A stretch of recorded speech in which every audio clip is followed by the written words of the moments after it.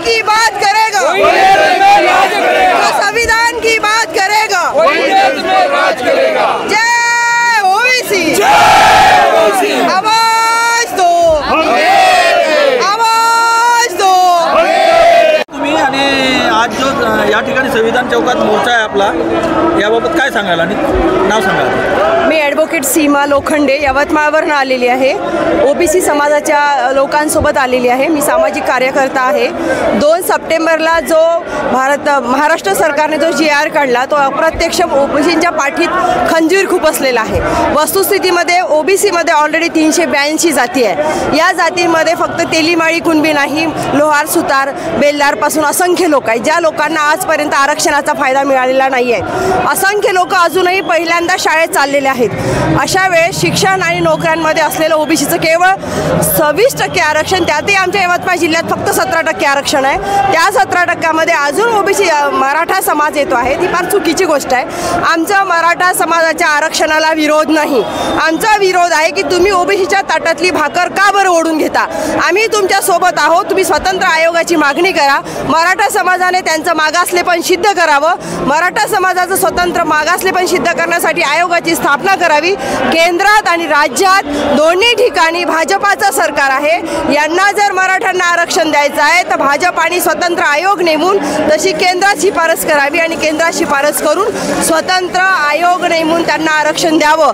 आमचं मराठा बांधवांच्या विरोधात मत नाही, परंतु असंख्य दारिद्र्य असलेला या ओबीसी समाजाच्या पाठीत जर अशा पद्धतीनं खंजीर खुपसल्या जात असेल तर तो आम्ही मान्य करणार नाही। 2 सप्टेंबरचा जो GR जरांगे पाटलांच्या आग्रहास्तव दिला गेला तो अतिशय चुकीचा GR आहे आणि अशा पद्धतीने संपूर्ण समाजात या GRनी भांडणं लावलेली आहेत। म्हणजे हैदराबाद गॅजेटियरमध्ये आज आमच्या यवतमाळ जिल्ह्यामध्ये बंजारा समाज आदिवासीचं आरक्षण मागत आहे।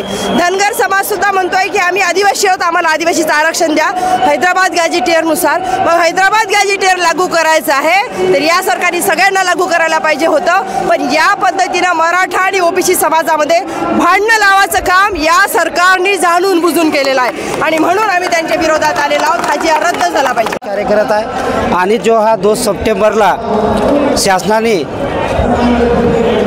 हैदराबाद गॅजेटनुसार जो GR काढला तो तात्काळ रद्द झाला पाहिजे, त्याचा आम्ही निषेध करतो।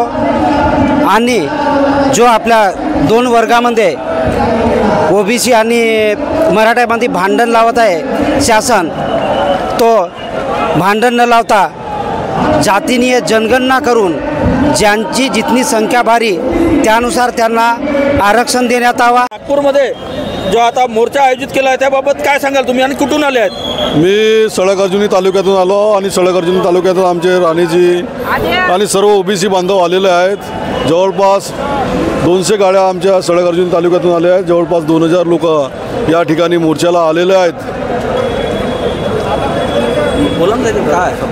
आणि 2 सप्टेंबरचा जो GR शासनाने काढलेला होता की मराठ्यांना कुणबी प्रमाणपत्र देणे आणि त्यांना ओबीसी प्रमाणपत्र देऊन त्यांना ओबीसी समावेश करण्याचा जो मार्ग काढलेला आहे, जी चोरवाट काढलेली आहे, तो काळा GR रद्द झाला पाहिजे, हे आमची प्रमुख मागणी या ठिकाणी आहे। काय वाटते आज एवढा मोठा मोर्चा पाहून आपला ओबीसीचा, आपल्याला काय वाटते की शासन काय करणार आहे यावर? खऱ्या अर्थाने आज ओबीसी जागृत झालेला आहे। लाखोचा मोर्चा आज या ठिकाणी जमलेला आहे आणि तो सुद्धा संविधान चौकामध्ये।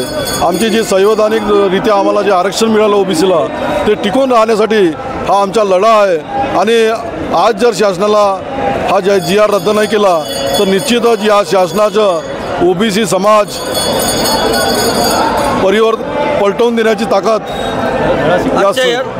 आजच्या या मोर्चामध्ये स्पष्टपणे दिसते। तुकाराम नामदेव राणे सळगर्जुनी तालुक्यावरून आलेले आहेत, गोंदिया जिल्हा।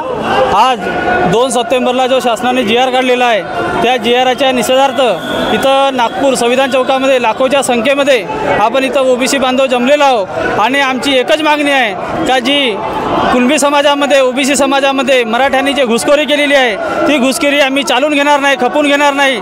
त्याकरिता इथं लाखोच्या संख्येने इथं मोर्चाकरिता आम्ही इथं आलेलो आहोत आणि जर हा 2 सप्टेंबरचा GR हा रद्द केलेला नाही तर आम्ही सरकारला वटणीवर आणू आणि त्यांना धडा शिकू, एवढंच ह्या ठिकाणी मी बोलू इच्छितो। नाव, परिचय तारखेला सांगा. माझं नाव अतुल झोपाटे, मी यवतमाळवरून आलेलो आहे. मी एक शेतकरी आहे व ओबीसी आहे. आपल्या सर्वांना माहिती आहे 2 तारखेला जो काळा GR काढला तो फक्त एका विशिष्ट समाजाच्या दबावाखाली काढण्यात आला आणि आपल्याला सगळ्यांना माहिती आहे त्या समाजाने जो रस्ता रोको ज्या रस्त्यावर पद्धतीने त्यांनी सरकारवर दडपण आणलं आणि सरकारनं दडपणाच्या अधीन राहून आज आमच्यावर तो अन्याय केला आहे आणि आज आमच्या ओबीसीमध्ये घुसखोरी करायचा प्रयत्न करत आहे. या सर्वांचा आम्हाला एक निषेध म्हणून आज आम्ही पूर्ण विदर्भातून सगळे लोक इथे एकत्र आलो आहोत आणि त्यांना सांगू इच्छितो, देख लो आंखों से हम भी आ गए लाखों में. आज ओबीसी जागा झालेला आहे. ओबीसीवर जो सतत अन्याय होत आहे तो अन्याय कुठेतरी थांबला पाहिजे, त्याला कुठेतरी वाचा फुटली पाहिजे. आजपर्यंत ओबीसी समाज हा असंघटित होता, तो सतत संघटित नव्हता. मात्र आज ओबीसी समाज संघटित झालेला आहे आणि जर सरकारला हे लक्षात आलं पाहिजे ओबीसीच्या समाजावरच सरकार राज्य करू शकते. ओबीसी जर एकमत राहिलं तरच राज्य होईल, नाही तर ते राज्य चालणार नाही. जय ओबीसी. जय ओबीसी. चालू करून या संविधान चौकात नागपूर येथे आम्ही लाखोच्या संख्येने सळगर्जुनीवरून आलेलो आहोत आणि जो 2 तारखेला जरांगे पाटलाच्या म्हणण्यानुसार सरकार त्यांच्या बाजूने झुकलेली आहे, त्या सरकारला वटणीवर आणण्यासाठी या ठिकाणी आम्ही एकत्र आलो आहोत आणि हा GR जर रद्द केला नाही तर पुन्हा आम्ही मुंबईला याच इतक्याच संख्येनं याच्या दुप्पटीनं मुंबईला आम्ही मोर्चा काढणार आहोत आणि सरकारला धडा शिकवणार आहोत.